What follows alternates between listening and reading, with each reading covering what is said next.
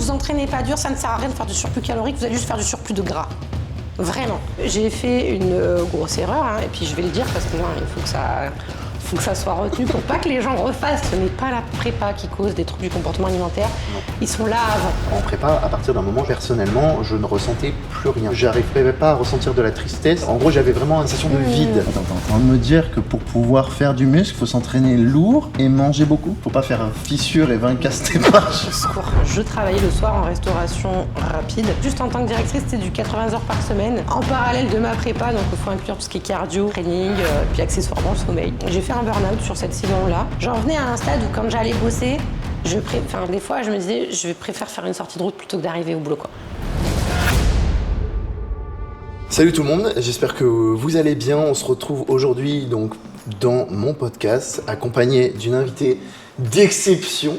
J'ai nommé Mathilde, alias Mathilde Novak sur les réseaux. Du coup, ce podcast, j'ai peut-être trouvé un prénom un prénom au podcast. Un prénom. On dit pas un prénom au podcast. Un prénom et un nom de famille. Du coup, je vous le mettrai, je pense, dans celui-là, si bien sûr il est validé par les plateformes, parce que malheureusement, s'il y a quelqu'un qui a déjà utilisé ce nom-là, je suis dans la sauce.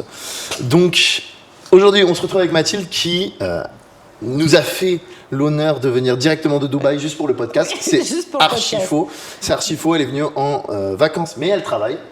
Elle est venue en vacances, mais elle travaille à Bali. Et du coup, elle est venue nous rejoindre pour quelques jours. Donc, je vais proposer de venir faire ce podcast avec moi, tout simplement parce que elle a des choses à raconter. Elle a une histoire, un passif. C'est archi faux. C'est juste que c'est quelqu'un de très intéressant et qui a... J'ai pas d'histoire. J'ai pas d'histoire. J'ai pas d'histoire à raconter. C'est faux. Et du coup... Voilà, moi, vous savez ce que c'est. Mon but, c'est de vous amener des personnes qui peuvent vous intéresser, qui ont justement de l'expérience autant dans la musculation que dans le coaching, que dans tout ça. Et voilà, puis le but, c'est de discuter autour du bodybuilding, autour de la musculation, autour du coaching, sans se prendre la tête et avec des guests de qualité et qui sont drôles, même si, bon, avec Mathilde, le niveau d'humour est cocasse, mais on va dire qu'on s'en contentera, je me fous de sa gueule. Donc, Mathilde, oui. Merci d'être parmi nous deux et d'être parmi nous tous. Avec plaisir. Et déjà, est-ce que tu vas bien? Oui, ça va, je te remercie. Je regardais qui en fait la caméra. Ouais, mais moi j'ai un peu du mal à savoir quelle caméra regarder. Il y a trop d'objectifs. Je te regarde toi? Oui, c'est parfait. Ok, super. Du coup, Mathilde, pour ceux qui ne te connaissent pas, je te laisse te présenter. Ok, enchantée, moi c'est Mathilde. Mathilde Novak sur les réseaux, mais aussi dans la vraie vie.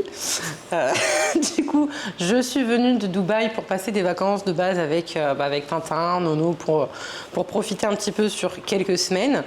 Et je savais que Tintin avait son podcast. Il m'a proposé de faire un épisode avec lui, ce que j'ai accepté avec grand plaisir, parce que je savais que ça allait être drôle. Mais qu'on a des choses à raconter, parce que malgré ce qu'il a dit, j'ai effectivement une histoire. J'ai un background. J'ai un background. Donc voilà. Ok. Du coup, moi je sais déjà ce que tu fais, mais nos auditeurs qui nous écoutent ici, parce qu'ils sont très nombreux, ils n'ont aucune conscience, aucune notion de qui tu es, ce que tu fais dans la vie. Voilà, du haut de tes 30 ans. Elle est dure celle-là. Du haut de tes 30 ans. Elle est pas toute seule. Est-ce que tu peux nous expliquer un petit peu ce que tu fais dans la vie, Bien sûr. Pourquoi tu es à Bali, comment tu fais? Comment je fais? J'ai pris l'avion. Alors en fait, pour commencer, alors je suis coach sportif effectivement, mais c'est pas de carrière comme on pourrait dire, c'est une reconversion professionnelle, puisque avant, j'ai fait plusieurs choses. Je suis comme les chats, j'ai plusieurs vies.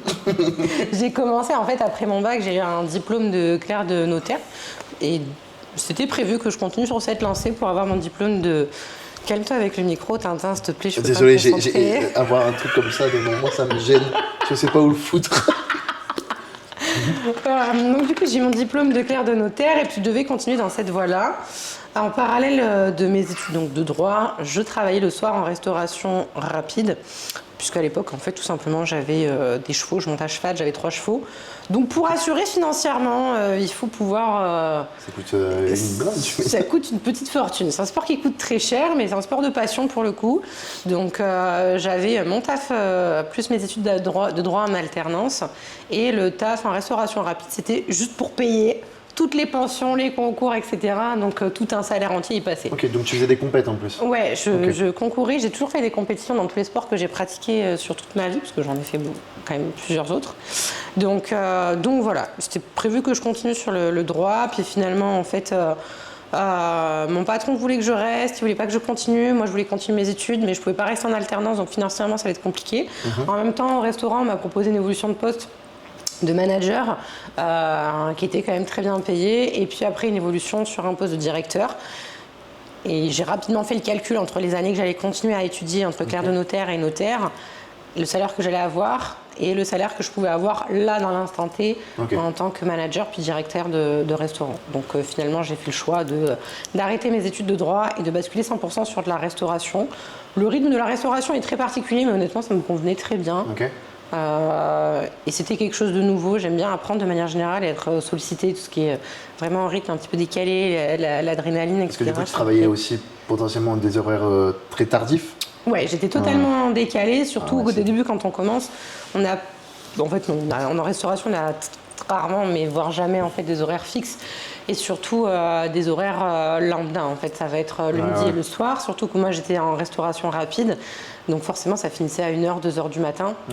Surtout sur les périodes de saison de vacances. Mais du coup, tu as les horaires qui sont un peu allongés. Donc il y a les horaires qui sont allongés, donc c'est pas un rythme facile. C'était il y a combien de temps ça juste que tu as fait ça pour que vous voyez un petit peu d'où est-ce qu'elle vient Il y a 3 ans et demi, j'ai arrêté en fait. Là, je suis en train de terminer ma 3e année de coaching. Mais comme moi, en fait, on a commencé en même temps à peu près. Parce que ça fait pas si longtemps en soi sur le papier que tu coaches, je fais ça en termes d'années. Mais avant, en fait, j'ai passé un gros moment en fait à être en restauration rapide et puis en tant que salarié, quoi. Et du coup, tu as fait le switch à quel moment de ta vie, en fait, comment tu t'es dit je vais me lancer dans le coaching online. Est-ce que tu as fait déjà que du coaching online? Tu as fait du coaching en salle avant? Ouais, en fait, j'ai fait que du coaching online et j'ai fait un switch pour la simple et bonne raison que j'ai fait un burn-out au resto. C'était donc il y a 3 ans et demi. En fait, c'est simple, c'était en 2021, puisque c'était ma première prépa bikini en fait à ce moment-là. Je bossais aussi déjà en tant que directrice au restaurant. J'avais pas été en accord avec mes patrons sur le recrutement. Prépa bikini, bodybuilding. Si jamais, Moi, je parle en mode tout le monde comprend. T'inquiète. Mais en fait, mes patrons m'avaient pas écouté sur le recrutement pour une période estivale, ce qui fait que du coup, on était en sous-effectif. Je faisais vraiment beaucoup d'heures. Je peux techniquement pas les dire puisque c'est pas très légal. Pas très légal. Je pense qu'il y a plein de personnes qui travaillent dans la restauration qui te comprennent. Voilà. Honnêtement, dans mon cas, juste en tant que directrice, c'était du 80 heures par semaine pendant plus de 6 mois. Génial. En parallèle de ma prépa, donc il faut inclure tout ce qui est cardio, training, puis accessoirement le sommeil. Donc, qui était peut-être inexistant. Franchement, il était entre 3-4 heures par nuit. C'était. C'est un bon ratio. Franchement, c'était bon ratio. de sieste. C'est nickel. donc voilà. Donc en soi, la prépa s'est bien passée. L'année a été difficile, mais bon, je l'ai encaissée puisque c'était mon taf, ça me posait aucun problème. J'ai fait ma prépa, mon post-compète, etc. L'année d'après, je me suis repréparée toujours en prépa bikini. Moi, je choisis toujours les meilleurs. Bikini, quelle fédération? Bikini NPC. J'avais commencé pour du bikini FBB, puis par rapport en fait à ma masse musculaire déjà présente et ma structure, ça ne collait pas avec les critères qui étaient demandés. Les critères qui étaient demandés, ça collait pas. Et puis, en fait, aussi, quand on choisit une fédération, je dévie un petit peu, mais il faut que ça corresponde aussi à notre personnalité, un petit peu, et où va notre puis là où tu veux aller, le posing, où on veut aller. Et c'est vrai que FBB correspondait pas trop en fait à ce que moi j'attendais, et j'étais plutôt sur, ne serait-ce que pour le posing, je préfère un posing un petit peu plus brut. Comme le posing NPC. Et la condition aussi. La condition aussi, donc voilà, même si les athlètes FBB sont très belles, c'était pas ce que moi j'attendais. Voilà. C'est normal. Donc, je comprends. Donc c'est tout. Et puis du coup, pour en finir, donc j'ai commencé à me repréparer. J'ai choisi donc de me repréparer encore pendant une période estivale pour que ce soit plus dur, tu vois, avec Histoire encore de- un sous-effectif, sinon c'est parfait. pas drôle. Sauf qu'en fait, ça s'est avéré beaucoup plus dur que prévu. Mon corps s'était pas spécialement remis Ok. de l'épuisement que j'avais juste avant. J'ai des problèmes de santé à Tu cause de ça. l'avais remarqué? Est-ce que c'était quelque chose qui était visible chez toi ou tu t'y attendais pas du tout quand ça t'est tombé dessus? Je me suis voilé la face. Ok, Je donc me c'est suis clairement ça. complètement, ouais, je me suis clairement voilé la face parce que je m'étais dit non mais c'est bon, ça va passer, tu serres les dents, tu l'as fait une fois, tu peux le refaire. Ok. Puis quand on est habitué à avoir un certain rythme, ou même quand on a l'habitude d'encaisser, en Mhm. fait après on a tendance à oublier que notre corps en fait finalement n'est pas en super bonne santé. Ouais. Donc Tes c'était marqueurs pas sanguins étaient facile. bons, etc. Il n'y avait pas forcément de trucs où c'était vraiment pas contrôlé. Bah en fait c'était pas ouf. Alors j'étais coachée par Anto. On avait J'allais contrôlé, en venir dessus après. Franchement, non, il avait fait super gaffe, mais le truc, c'était une prépa, c'est épuisant de manière générale, de toute façon. Ouais. Mais c'était très difficile de voir si c'était la prépa ou si c'était l'épuisement du travail ou autre.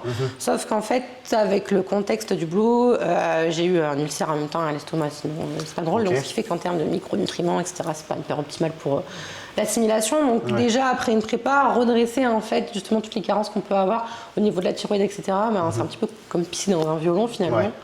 Donc c'était pas hyper opérationnel. Déjà que pour moi, rester dans la catégorie bikini, c'était très compliqué. Ouais. En Ça termes me demandait d'alimentation, ouais. ça te demandait d'être très très Ça bas. me Ouais. demandait d'être très basse à l'année, puisque dès que je mange et dès que je m'entraîne, en fait, mon Tu corps grossis. grossit. Donc ça me Ok. demandait d'être très basse.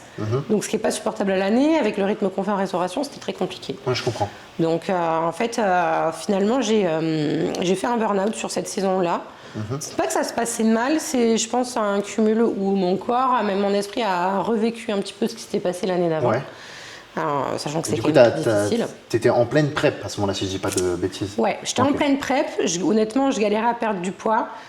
J'étais sur un 10-12 weeks out Ok. en termes de Si tu physique. peux donner en termes de calories par exemple, à combien tu étais pour dire à quel point tu bougeais pas et en termes de dépenses, pour que les gens se rendent Ouais. compte. Ouais.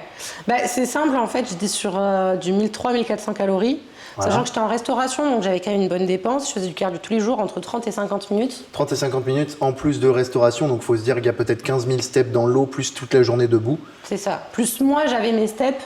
En fait, c'est vrai que non, je comptais la restauration dans les steps, j'avais le podomètre et je faisais 15 000 pas à faire par jour. Ce Donc, qui est littéralement assez important, et surtout quand tu es en Ouais. restauration, le problème c'est que tu bouges pas tout le temps. Des fois tu stagnes. Des fois, tu en fait, tu es stagnes. debout surtout tout le temps, donc C'est c'est ça. très épuisant. c'est beaucoup du piétinage. Ouais, c'est vraiment en beaucoup fait, de c'est piétinage. des trucs vraiment qui fatiguent, mais qui Ouais. en fait te font pas forcément dépenser tant que ça au final. Non. C'est ça qui est un C'est peu ça. chiant. C'est fatigant pour le corps, Ouais. c'est fatigant même pour l'esprit, parce que mine de rien, quand on sert de la clientèle, il faut être concentré. Mhm. Moi, en tant que directrice, j'ai quand même pas les mêmes prérogatives, pas la même pression. Non, c'est ça. Donc, Tu dois être concentré sur tes équipes, tu dois. suis concentrée sur T'as pas tout, juste en fait. une tâche A Ouais. à Z à effectuer, Voilà, quoi. C'est ça. J'aurais juste à servir ou autre en soi. Bon, je dis pas que c'est facile, Ouais. mais le cerveau, il est pas stimulé de la même manière, il n'y a pas la même pression, il n'y a pas les mêmes enjeux. Puis c'est du management Donc, ce que tu faisais. c'est du management humainement. Ah, mais humainement, en pleine prep, faire du management, c'est Voilà, super pour- dur. hein, pour- surtout quand vous brassez Ouais. à la fois du salarié et à la fois de la clientèle en période estivale. C'était très dur. Ça Ça- allait, hein. Mais bon, après moi j'habite dans le sud en plus. Il faut savoir que la qualité de la clientèle et de la population dans le sud de la France, la réputation la précède, hein, c'est pas pour rien. Donc, Ouais. le sud, c'est particulier, c'est un petit peu chaud. Donc Faut c'est vrai sourire. que voilà, faut sourire. Faut sourire. Donc c'est vrai que c'était pas évident. Mais finalement, honnêtement, ça s'est bien passé parce que ça me permettait de penser à autre chose. Ouais, je comprends. Mais juste. On va dire que la fin n'était plus un problème vu que tu bossais, quoi. T'étais tout le temps l'esprit non, pris. c'est ça. En fait, Ouais. voilà, j'étais dedans. Donc c'était Du pas coup, c'est peut-être super. aussi le truc qui a fait que, parce que du coup, vu que tu étais la tête dans le guidon, bah, Oui. tu t'es Oui. voilé la face sur plein de choses comme tu viens de le Ouais, dire là. c'est ça. En Donc, fait, ouais. le truc, Donc c'est déjà, être à 12 weeks out, être à 1300 cal avec autant de cardio, autant de dépenses et votre physique bouge pas, faut se dire que faut se poser les bonnes questions à ce moment-là. Vraiment. Non, franchement, c'est dur. Ouais. Puis Quand bon, il y a avec encore quand même l'épuisement quelques et kilos à tout, tomber. Bah oui, c'est ça. Alors après, on voit quand même, en plus, bon, quand on a quand même un bon préparateur, moi, j'étais pas du tout coach à ce moment-là, mais bon, j'avais vécu une prep, donc je voyais. Mais je pense qu'aussi, c'est dur en tant que coach de voir le physique de son athlète en fait stagner. Voire même Parce se qu'en fait, dégrader. se dégrader. Parce qu'en fait, physiquement, je faisais les bilans, ça bougeait un petit peu. Visuellement, au bout d'un moment, je fais quand même mon cardio, je m'entraîne, etc. Donc, visuellement, ça bouge. Mais c'est dur de voir, par exemple, le poids sur la balance pas bouger Ouais. et avoir de l'inflammation, parce que c'est purement de l'inflammation qui est présente en permanence. C'est ça. Sauf que au bout d'un moment, on ne peut pas lutter contre, c'est là, et ça te ralentit clairement. Ah bah clairement, oui. Donc le problème, c'est que le corps, il est au bout avant même d'être à la fin de la prep, et là, c'est quelque chose qui est trop compliqué. Et c'est d'ailleurs un des trucs un petit peu, justement, on en discutera un petit peu tous les deux après, mais où c'est très important avant de commencer une prépa, justement, d'être dans les bonnes conditions. C'est ce qu'elle. Vous voyez, Mathilde, elle a fait une prep, ensuite elle a fait un off-saison, pas vraiment off-saison. Ah ouais, j'ai fait 4 mois, 4 mois de... Voilà. 4 mois, c'est pas un off-saison. 4 mois, c'est une remise en santé, une post-comp. Et en fait, vous voyez qu'au final, elle s'est pas remise en santé comme ce qu'elle aurait dû réellement. Peut-être qu'il aurait fallu beaucoup plus de temps. Ça, c'est hyper dépendant à chacun. Il y a des gens qui arrivent à enchaîner les saisons. Grand bien leur face. Il y a des gens, malheureusement, ils ont besoin de plus de temps. Et très souvent, quand vous êtes une femme en plus, c'est ce que j'allais dire. C'est quand t'es une nana, faut se rendre compte que t'es bas en calories. Donc déjà, potentiellement, si tu enchaînes les preps, ça veut dire que t'as pas le temps de remanger derrière. Potentiellement que si tu fais un petit peu de la merde post-compétition avec la diète, t'as mangé plus de calme, et en fait, vu que t'es quand même post-compétition, ta santé est pas ouf, et au final, en fait, vous vous rendez compte que vous avez un corps pas forcément en bonne santé pour pouvoir commencer une prépa, et c'est là où ça peut flancher, et on arrive justement à des situations où on est 9, 10 weeks out, le physique bouge plus, mais vous êtes très haut en dépenses, vous êtes forcément bas en calories, et au final, en fait, vous vous rendez compte comment je vais faire, quoi. Et ça arrive à plein de nanas, ça arrive à plein de nanas, naturelles ou non naturelles, qui malheureusement, en fait, arrivent à un moment de leur prep où en fait ça bouge plus, il faut tirer, et au final, moi personnellement, je sais que j'ai déjà eu des clients qui sont tombés en dépression. Quand on suit un petit peu sur les réseaux sociaux, il y a pas mal de personnes quand même à qui ça arrive, qui enchaînent des compétitions, à qui ça arrive. C'est un truc dont on parle, mais en même temps pas trop. Et c'est un petit peu un truc un peu tabou, forcément. C'est un peu touchy, mais en soi, c'est juste que évidemment, il faut voir les faits et la réalité en face. Et c'est bien justement que tu en parles, parce que c'est un truc quand même qui est très important. Toi-même, tu t'en es rendu compte pendant ta prep, malheureusement, mais au moins tu t'en es rendu compte, tu n'es pas allé jusqu'au bout. Et indirectement, je pense, de toi à moi, si tu étais allé jusqu'au bout, je pense que tu aurais peut-être même arrêté le bodybuilding, tu aurais peut-être tout arrêté complètement, tu vois. De toute façon, je ne pouvais pas parce qu'Anto, il ne m'a pas laissé faire. Et puis, il t'a pas laissé le choix. Non, il ne m'a pas laissé le choix. C'est bien, moi je trouve ça cool que... Honnêtement, j'ai pas pu. Après, je reviens vite fait sur quelque chose, parce que tu vois, là, par exemple, on parlait de hors-saison. Faut savoir que moi, du coup, j'ai fait 4 mois finalement de hors-saison, parce que j'ai arrêté. Alors, l'année a été très longue parce que j'ai concouru période Covid où il y avait les décalages. C'était la première année où il y avait les compétitions NPC en France. Et du coup, post-Covid, donc on avait les dates un peu tard. On ne savait pas quand est-ce que. Je veux dire, le moment où ils changeaient les dates un petit peu. Oui, ils changeaient les dates, ils changeaient les lieux. C'était un enfer. Mais bon, c'était la première année. Donc, moi, je ne connaissais pas du tout. Donc, je m'étais dit, YOLO, on y va. Mais ce qui fait que ma prépa a duré concrètement 10 mois. Donc ça a été très long. Et après, le truc, c'est que j'ai fait une grosse erreur. Et puis je vais le dire parce que moi, il faut que ça soit retenu pour pas que les gens refassent la même chose. Mais j'ai clairement fait un post-compète terrible. C'est OK de faire un post-compète de merde. On a tendance à dire qu'il faut pas, etc. Non, mais c'est OK. Franchement, le mot c'est OK. Il n'y a pas de problème. On parle, mais c'est OK. On est OK. Mais c'est pas grave, vraiment, il faut se faire son expérience comme ça aussi. Mon premier post-compète, j'ai repris plus de 20 kilos. J'ai pris 20-25 kilos en 2-3 semaines. À qui ça n'arrive pas Franchement, je connais très peu de personnes, si ce n'est, je pense que je peux les compter sur les doigts d'une main, qui ont réussi à faire déjà rien qu'un post-comp convenable, il n'y en a pas énormément, mais qui font un premier post-comp convenable. Je pense que littéralement, j'en connais une ou deux personnes. Ouais, pareil.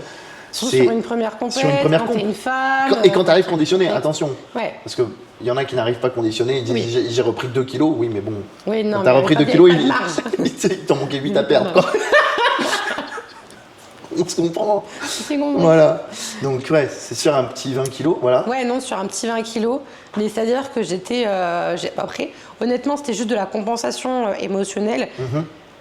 Il y a un autre truc que je vais dire, parce que j'ai plein de trucs à dire en fait, c'est que quand vous avez des TCA avec une prépa, ce qu'il faut vraiment comprendre, c'est que ce n'est pas la prépa qui cause des troubles du comportement alimentaire. Non. Ils sont là avant. Ça reflète juste, en fait, c'est juste que ça ressort. Votre cœur est épuisé, donc en fait, vos traumas et votre certaine réactivité émotionnelle n'a pas d'autre endroit où se cacher, parce que évidemment, vous êtes poussé à bout d'un retranchement avec la prépa, parce que c'est un sport intense, c'est un sport de haut niveau. Donc en fait, si tu veux, les TCA que j'avais et mon post-comp n'est absolument pas dû à la prépa. Il est dû à moi, ma mauvaise gestion sur le côté émotionnel avec le travail, etc. Parce que, comme je disais, j'ai fait un burn-out, j'avais des problèmes de santé. Mais du coup, en fait, j'ai clairement fait une prépa pour perdre le poids que j'avais perdu. Donc, la pire erreur, Ouais. franchement, moi, je fous les 2 pieds dedans. Ouais, on en revient sur le même truc, tu t'es un peu voilé la face. Et là où on est d'accord là-dessus, je suis d'accord, je trouve qu'il y a énormément de nanas, surtout dans la fédération IFBB, qui se planquent un petit peu dans ce processus de prépa pour cacher justement leurs troubles du comportement alimentaire et aimer limite un petit peu le fait de ne pas manger, c'est pour un peu cacher un C'est petit un peu. peu, du coup, en fait, le truc, c'est que, bon, c'est un autre débat encore. Ouais, vas-y, Mais non, en mais fait, t'inquiète, on est là pour Ouais, débattre, on est là pour discuter. Ça part dans tous les sens. Ouais, moi j'aime bien. Mais c'est vrai qu'en fait, aujourd'hui, malheureusement, le bodybuilding est surtout chez les hommes et chez les femmes, hein, mais c'est un petit peu l'endroit où on va se réfugier quand on ne s'apprécie pas. Ouais. C'est pour se montrer, c'est pour se Quand créer on n'est une pas bien personnalité, avec quand on soi-même, n'est pas bien avec soi-même. Et en fait, c'est pour créer une image de soi-même qui va nous apporter une certaine célébrité, une certaine valeur aux yeux des autres, sachant qu'en fait, complètement d'accord. on ne s'accorde déjà pas cette valeur aux yeux de nous-mêmes. Sauf que c'est pas la prépa qui va nous accorder de la valeur et qui va Complètement. refléter notre importance. Et je dirais même que c'est l'inverse, c'est-à-dire que vous allez avoir des... Ça c'est un truc, moi, que j'ai remarqué personnellement, parce que moi, ma première prépa, je l'ai fait un petit peu dans mon coin. Par contre, quand je suis monté sur scène, du coup, après, j'ai des gens qui se sont mis à me suivre, à m'envoyer beaucoup de messages, etc. En fait, vous recevez tellement d'amour, tellement de bienveillance d'un coup, pendant, allez, ça va durer un laps de temps. Bon, il y a des personnes, du coup, si vous partagez sur les réseaux sociaux, forcément, vous montrez un petit peu votre prépa, les gens vont vous aduler pendant une courte période. Mais du coup, moi qui ai été à ce moment-là vraiment en sous-marin et d'un coup qui est quand même amené un bon physique, tout simplement, en fait, quand j'ai reçu ces messages d'amour-là, j'étais trop content. Je me suis dit, putain, je suis important en fait. Ouais. Et au final, après, quand ça part, en fait, on ressent ça qu'en prépa. Hein. Voilà. Personne ne va vous dire que vous êtes incroyable quand vous êtes à 30% de BF. Hein. C'est dire ce qui est. Voilà.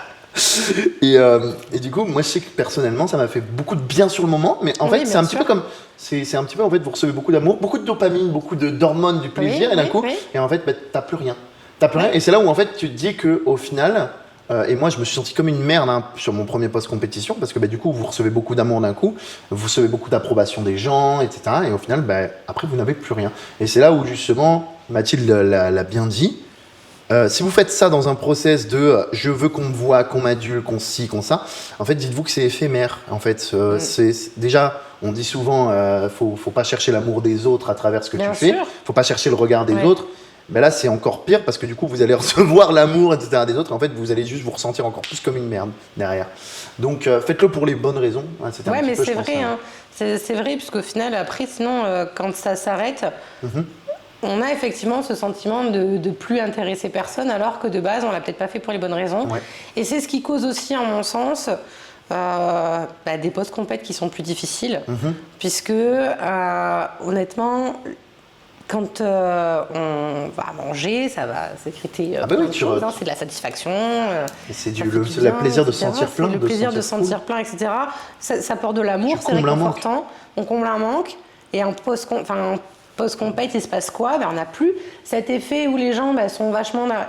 J'exagère, mais ils sont vachement moins derrière nous, vachement moins d'écrire, alors ceci, alors cela, nanani, nanana. Ouais. Oui, toujours, mais beaucoup moins. Ce qui fait que la transition est encore plus dure. Ce qui fait que, en mon sens, ça rejoint quand même aussi ce besoin de combler l'amour que vous avez, en fait... clairement. Il faut recevoir tu as besoin de recevoir un petit peu, justement, des bonnes sensations de plaisir. Ouais. Puis, il y a un truc aussi qu'on n'a pas dit, c'est que en prépa, à partir d'un moment, je ne sais pas toi si ça te l'a fait, mais moi, personnellement, je ne ressentais plus rien.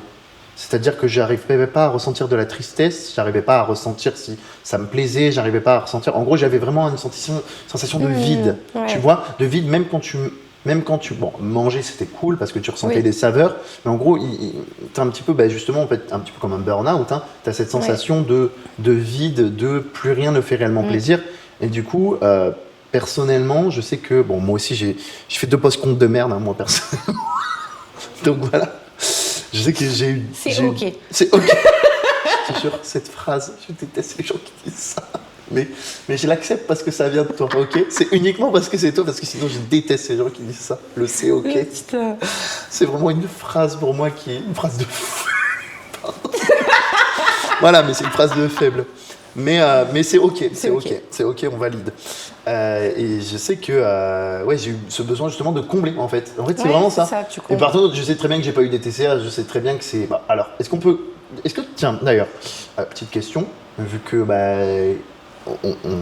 on va bifurquer un tout petit peu. Mathilde, du coup, est spécialisée vraiment en gros, la physiologie interne, surtout chez les femmes. Les femmes, ouais. Voilà. Est-ce que, donc, tout ce qui est TCA, etc., elle connaît, c'est un peu son dada aussi. Et du coup, petite question.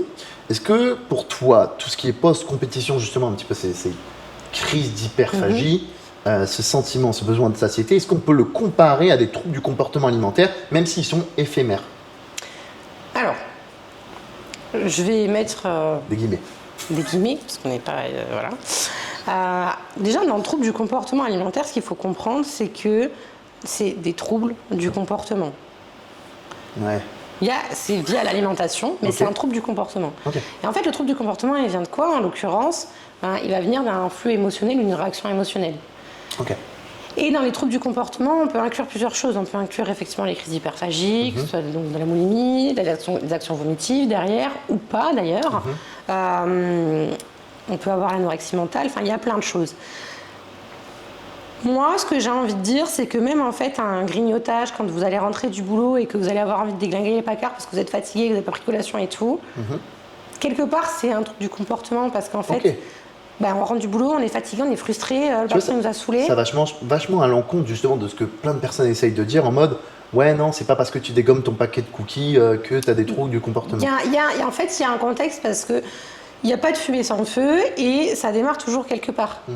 Moi, je le vois par exemple avec les clientes que j'accompagne. Alors évidemment, ce n'est pas une généralité, mais c'est ce que moi je vois dans ma pratique et dans les clientes et même avec les spécialistes avec qui je travaille. Parce que je ne travaille pas là-dedans toute seule. J'aime pas dire qu'on est spécialiste des TCA en eux-mêmes parce que c'est quand même de l'humain et c'est de la psychologie, c'est particulier. Et quand tu dis que tu travailles avec quelqu'un, je travaille avec quelqu'un qui est thérapeute, qui est spécialisé justement sur le psycho-émotionnel, etc. Et c'est hyper important de se faire aider en tant que coach et de travailler en symbiose avec quelqu'un. Parce qu'on ne peut pas se battre tout seul. Ouais, honnêtement, on ne peut pas se battre tout seul. Et chacun va quand même avoir son recul, ses spécificités. Puis au bout d'un moment, la personne avec qui je travaille, elle a des mots et des connaissances que je n'ai pas. Parce que ce n'est pas mon domaine, tout simplement. Même si j'ai beaucoup travaillé avec elle et que j'ai fait des formations. Voilà.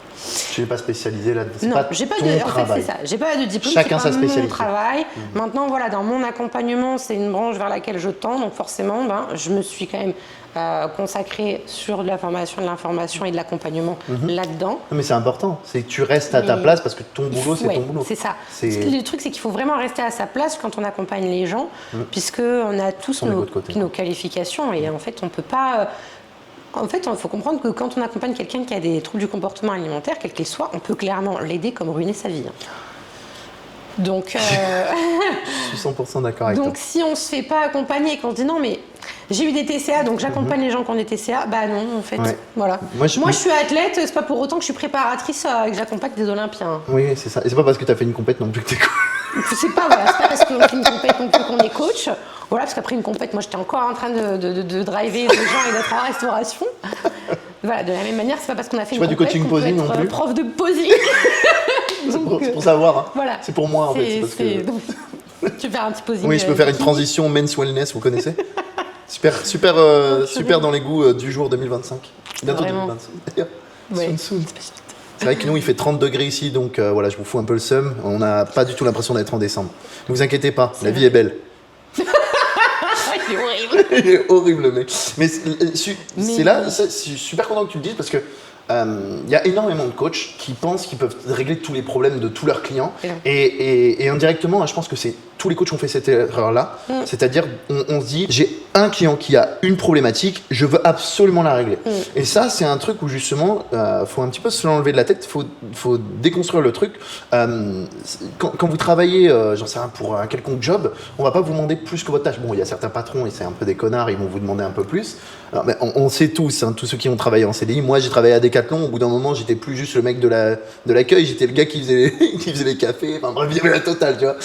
Donc, ce qu'il faut se dire, c'est que votre job se limite à ce que vous faites. Et si vous n'êtes pas en capacité de le faire, vous pouvez bien sûr avoir des connaissances, comme Mathilde, qui a des connaissances plus poussées, sûrement en physio, etc., contrairement à d'autres coachs. C'est pas pour autant qu'elle va se dire, ok, bon, je vais être médecin généraliste, ok, c'est pour autant que je vais être psy ou quoi que ce soit. Et c'est justement, c'est bien d'avoir toutes ses cordes à son arc, mais ça ne fait pas de vous quelqu'un qui doit gérer tous les problèmes de votre client. Et moi, c'est un truc, justement, quand j'ai des clients très souvent qui ont des soucis avec justement des troubles du comportement alimentaire, qui ont des petits soucis dépressifs, etc. Je leur dis direct, donc premier truc, tu prends rendez-vous avec ton médecin, tu te trouves une personne spécialisée là-dedans. Premier truc à faire. Pareil, quelqu'un qui a des troubles de l'endométriose, même si je connais un petit peu le sujet, c'est pas pour autant que je vais dire à la personne, ok, bah, tu vas me faire ça, Bien et sûr. puis on va essayer de gérer ça tout seul. Non, c'est pas mon rôle, même si je suis là pour accompagner. Je ne suis pas là pour driver à 100%. Il faut travailler en combinaison avec d'autres personnes. Et ça, c'est hyper important que vous le fassiez. Parce que sinon, en fait, vous allez déjà vous tirer une balle parce que vous allez galérer. Et au-delà de ça, en fait, en vous éparpillant comme ça, ça va être une vraie galère pour vous. Et franchement, même votre client, il va en avoir marre. Donc, non, mais c'est vrai. Non, mais c'est vrai. Enfin, moi, personnellement, je sais pas toi, mais moi, j'ai déjà essayé d'avoir un petit peu d'ego comme ça, à vouloir absolument régler le problème d'une personne. Au final, la personne, pendant plus d'1 an, on a essayé de régler ses soucis. C'était très compliqué. Au bout d'1 an, j'ai dit, écoute, mais en fait, je peux plus, j'abuse 1 an, mais ça a duré plusieurs mois peut-être. Au bout d'1 an, de plusieurs mois, je lui ai dit, écoute, je ne peux plus, j'arrive plus en fait à essayer de gérer ça. Donc va voir quelqu'un ou va voir ce coach-là. Je vais même conseiller d'autres coachs pour pouvoir justement se développer là-dedans. Une personne d'ailleurs que j'avais essayé de faire une diète sans FODMAP, mais alors que je n'étais pas du tout expert là-dedans. Mais je me suis dit, je vais essayer quand même. Mais au final, tu fais perdre du temps et de l'argent à ton client. Quoi. Oui, complètement. Clairement. Voilà, j'ai un petit peu. Non, mais tout seul. mais c'est pour ça que c'est un truc qui est super important que tu dises ça. Il faut aborder ce point parce que, comme tu dis, après, tu peux essayer de vouloir faire tout seul. Sauf que c'est pas hyper opti, que ce soit pour ton client comme pour toi, quoi. Donc il y a des fois où ça peut passer, des fois où tu vas juste perdre du temps, des fois où ça passe pas, mais bon, c'est pas très grave. C'est juste du temps qui a été perdu. Mais quand on parle de santé, tu vois, tu parles d'endométriose, tu parles même de FODMAP, ou tu parles là même de troubles du comportement alimentaire, c'est hyper dévastateur, quoi. Ben oui. Donc faut être accompagné des bonnes personnes. Exactement. Et comme tu l'as dit, le trouble du comportement alimentaire, on revient dessus, c'est un trouble. Donc à la base, c'est un problème psychologique. Donc ça veut dire que si ce problème psychologique est là, c'est pas pour rien. Et c'est pas juste parce que vous allez lui faire une diète stricte ou une diète flexible parce que madame veut manger différemment, veut manger des fruits rouges, que tout simplement vous allez régler son problème. Oui. Clairement, il y a un trouble plus profond, il y a une étude à faire psychologique. Et d'ailleurs, tu regardes, enfin, je sais pas si tu seras d'accord avec moi là-dessus, mais c'est très souvent lié à l'enfance. C'est ce que j'ai pu remarquer. Voilà. 100%, c'est toujours lié à l'enfance. Malheureusement, aux parents, donc certes, les parents font de leur mieux, il n'y a pas de problème, mais c'est toujours, et ça pour en avoir discuté avec avec une autre psychologue, c'est toujours lié justement à l'enfance, aux parents ou autres. C'est très difficile de l'admettre, c'est très difficile de s'en rendre compte, et le cerveau a aussi une faculté à se protéger justement et à oublier certaines choses qui ont été traumatiques. Souvent, voilà. C'est ça. Moi, Donc, ce que j'ai pu remarquer, c'est ça. Ouais. Très souvent, c'est des éléments très traumatiques, des abus, des trucs comme ça. C'est toujours, oui, ou alors des fois, même sans que ce soit de l'abus, c'est des choses qui sont transmises de parents à enfants, sur des habitudes ou autres, et on ne se rend pas compte de l'impact que ça peut avoir sur nos enfants après, ou sur nous en l'occurrence. Mais c'est toujours lié à l'enfance, et c'est aussi pour ça que c'est très dur en fait de le travailler. Parce que ça demande une grosse remise en question, c'est quelque chose qui est vraiment très dur émotionnellement. Quoi. Mais oui, il faut aller creuser. Faut aller creuser. Et vous, n'oubliez pas que votre rôle, en tout cas en tant que coach, si jamais vous êtes coach, c'est vraiment d'accompagner dans le sport et dans la vie de tous les jours, certes. Mais là, vous rentrez vraiment dans un truc qui est très compliqué et je trouve que, voilà. Votre rôle, c'est pas de creuser en fait. Ça, c'est le rôle de quelqu'un qui est spécialiste parce qu'il sera à même de recevoir l'information et de donner les réponses adéquates là où vous n'aurez pas forcément effectivement les réponses adéquates. Des études de psy et partez là-dedans. En fait, hein, c'est de l'accompagnement en soi. C'est une sorte de suivi, sauf que c'est un suivi qui est psy. Voilà. Vous n'êtes pas coach sportif, vous êtes psychologue. C'est ça. Du coup, on en revient à toi, du coup, qui avait... donc c'est pour ça que je te disais, le post-compète, ça peut être considéré... Enfin, on peut, comme on ne peut pas, mais même si c'est éphémère, ça peut être considéré comme effectivement un trouble du comportement alimentaire, parce qu'au final, c'est une réaction émotionnelle. Alors, il y a beaucoup de privations. Donc il y a une réaction derrière, il y a des post-compètes qui sont aussi plus ou moins bien gérés par les coachs, c'est pas que les athlètes, même si on ne force personne à mettre un cookie dans sa bouche, votre cœur il va vous demander des calories, il va pas vous demander du cookie, il va pas faire la différence entre du riz, des patates ou des cookies. Non, mais c'est vrai. Mais notre cerveau aujourd'hui est formaté comme ça. Donc, C'est vrai. donc, et puis avec la révolution industrielle, c'est l'évolution de la société. Mais aujourd'hui, le cookie, c'est quelque chose de beaucoup plus facile et accessible que se faire un plat de pâtes ou des patates. Puis bon, c'est un peu plus appétant aussi. C'est un peu plus sympa, on va pas se mentir. C'est un petit peu Donc, plus le sympa. cookie un peu mi-moelleux là. On se sait, hein, on connaît. Donc voilà, et puis c'est pour ça qu'il y a beaucoup d'athlètes qui n'ont aucun problème justement sur leur post-compète quand ils sont justement en accord avec leur pratique et qui savent... Tu vois, par exemple, mon second post-compète s'est très bien passé parce que mon premier post-compète était très mal passé. Au début, je ne savais pas d'où venaient mes TCA. C'est justement Anto qui m'a permis de voir d'où ils venaient. Ça venait de l'enfance, hein, évidemment. Comme par hasard. Comme par hasard. Donc après, l'avantage que j'ai eu, c'est qu'une fois que je l'ai su, j'ai su travailler. En fait, ce qui est quand même intéressant, c'est qu'une fois qu'on sait exactement d'où ils viennent, de qui ils viennent, c'est beaucoup plus facile de travailler dessus. C'est dur sur le moment, franchement, c'est extrêmement De dur. l'admettre. En fait, c'est dur d'accepter. C'est hyper dur d'accepter, de prendre conscience, mais en fait, une fois qu'on sait précisément de qui et d'où ça vient, du coup, on sait où travailler et du coup, mais j'ai plus aucun problème. Donc voilà. Et du coup, du coup, j'ai arrêté partout dans tous les sens. Ouais, et du coup, effectivement, donc j'ai fait ma deuxième prépa justement pour perdre du poids. Au début, ça allait très bien. Anto était complètement contre, puisque physiologiquement, il savait que c'était pas pertinent. Mais bon, j'allais pas rester comme une bonbonne avec mes 25 kilos en plus.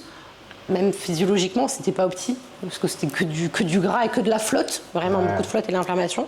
Donc on est reparti en prépa. Au début, ça a été, puis effectivement, après, ça n'allait plus dans l'été. Et en fait, c'est là où j'ai fait mon burn-out. C'était honnêtement, franchement, c'était hyper compliqué. J'en venais à un stade où quand j'allais bosser, des fois, je me disais, je préfère faire une sortie de route plutôt que d'arriver au boulot, quoi. Genre, il m'a envoyé un message quand j'arrivais, c'est bon, t'es arrivé, ok, c'est bon, je pars, ok, tu pars.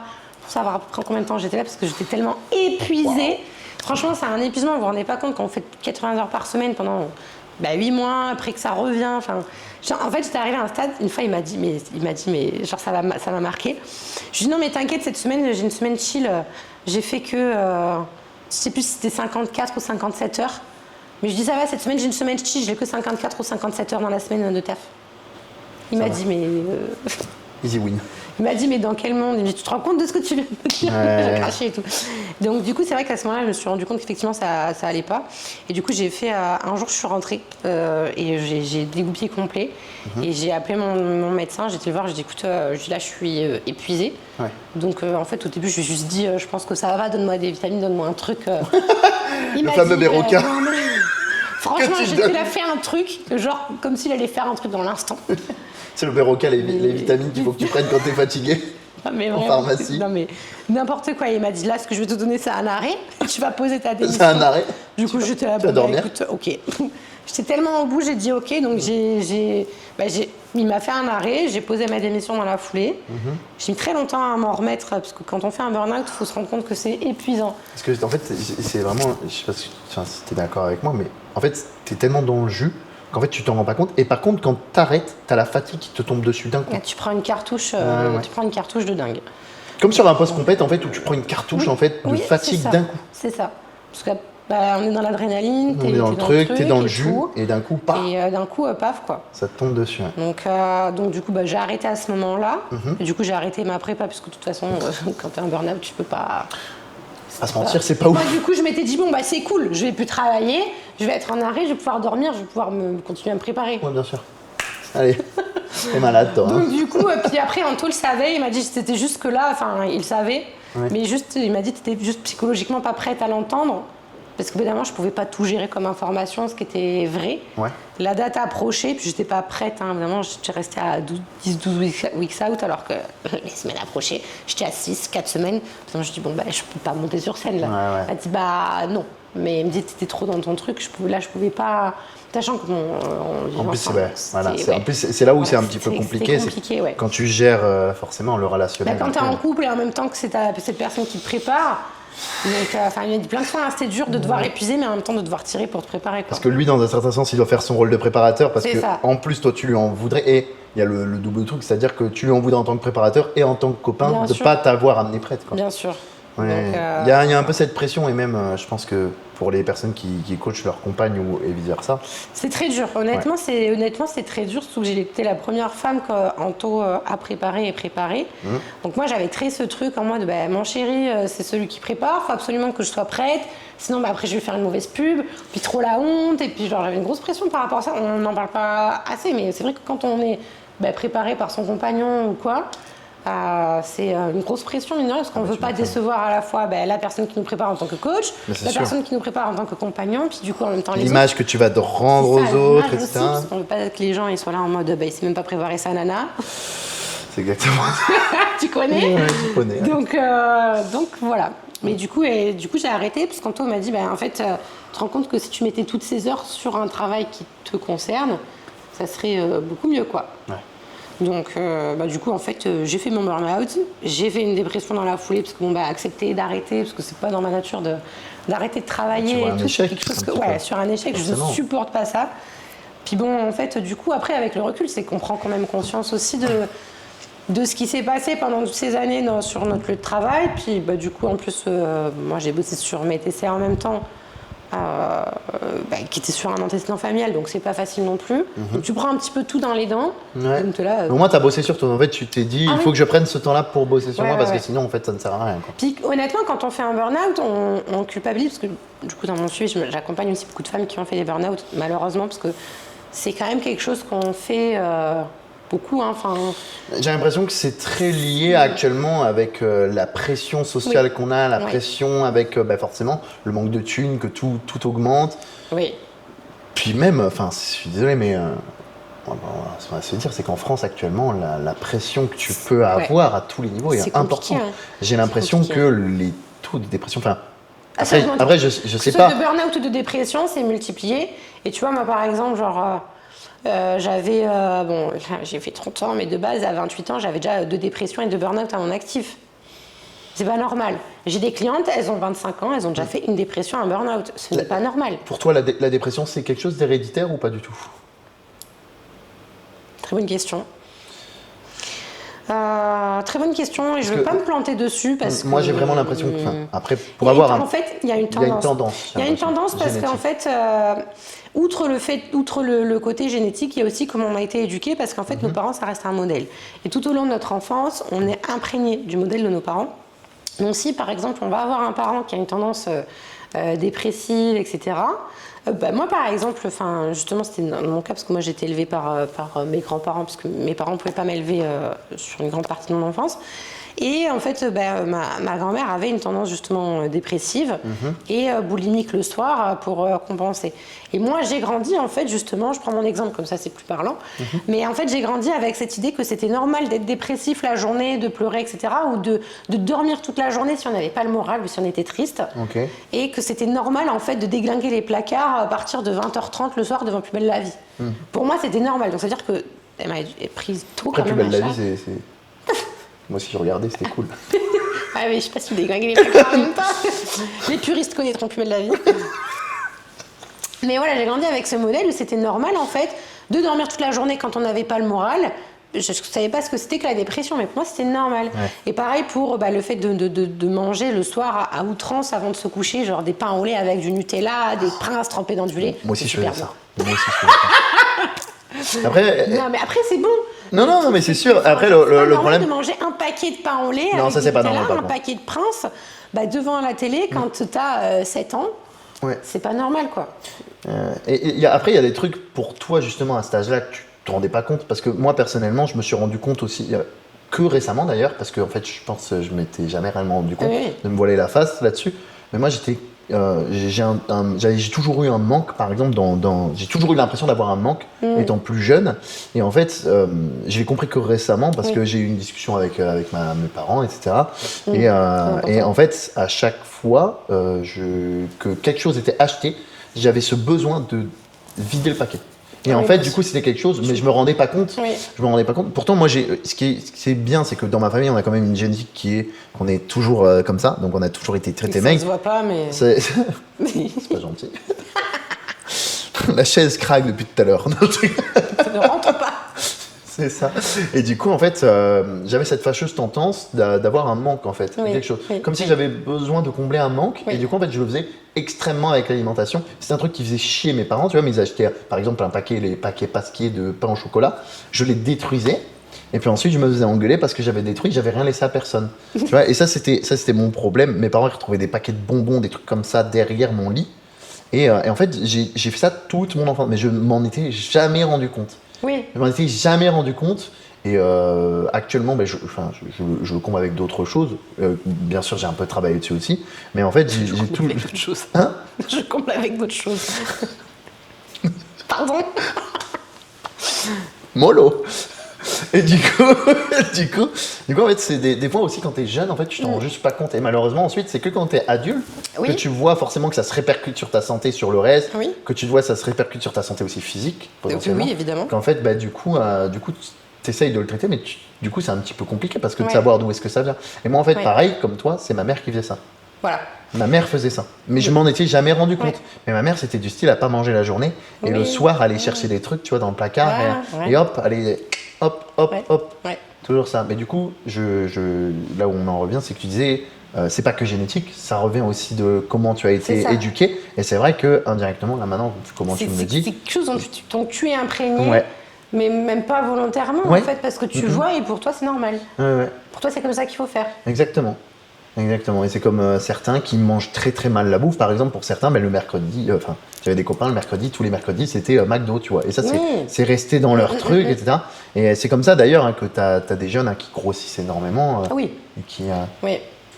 Mais c'est très bien, enfin, c'est très bien ce que tu dis parce que bah, tu vois, il y a mon exemple, il y a ton exemple, au final les deux sont similaires.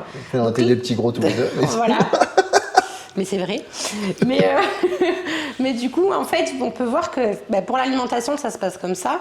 Mais du coup, pour le côté dépression, parce que tu m'as posé la question, ça se passe comme ça aussi. Et je l'ai déjà vu malheureusement chez des clientes où il y avait des parents qui étaient dépressifs et les clientes avaient des tendances dépressives aussi. Donc voilà, et jusqu'à ce qu'effectivement, moi je travaille dessus et que je me renseigne, etc. Pour moi, c'était normal d'avoir des moments de dépression parce que j'avais quelqu'un de dépressif chez moi et pour moi la dépression c'était normal. Sauf que non en fait, et de passer des journées au lit, non. genre j'ai pas le moral, je reste au lit. Et en fait, c'est terrible hein.